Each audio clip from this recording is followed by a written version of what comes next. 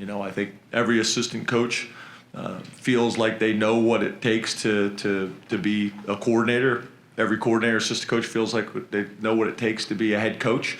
Until you sit in those chairs and sit in those seats and have that type of responsibility, it's different. And I think in year two, Ricky learned a lot over the last 12 months.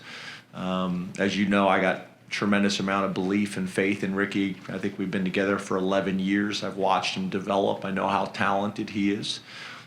So I think everybody in our program, within our walls, is extremely excited about the steps that we can take offensively. James, over here. Compare to when you started out as an assistant, which is a while ago. Assistants have so much opportunity to move up and climb the ladder and get exponentially more money.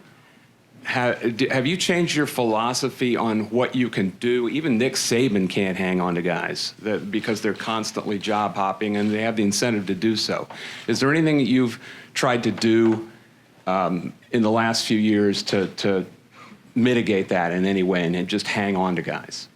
Well, yeah, I think that's discussions that me and Sandy and Scott are having all the time.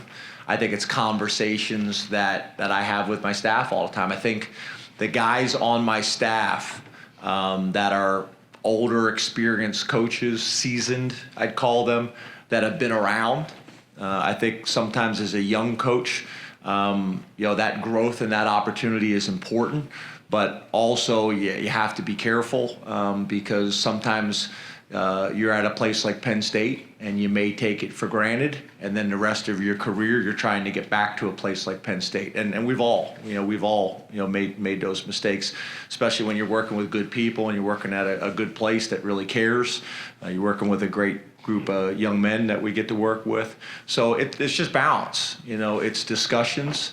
I'm very transparent, with recruiting. I talk to recruits about college football and the nature of it. They're committing to me. They're committing to the university. They're committing to our program and our players.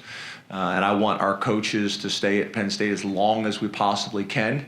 To me, there's a difference.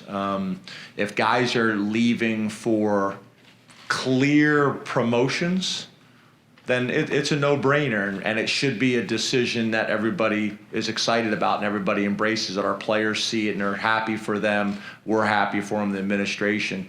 What we got to work hard at is we don't have the lateral moves. They're the ones that I think are challenging.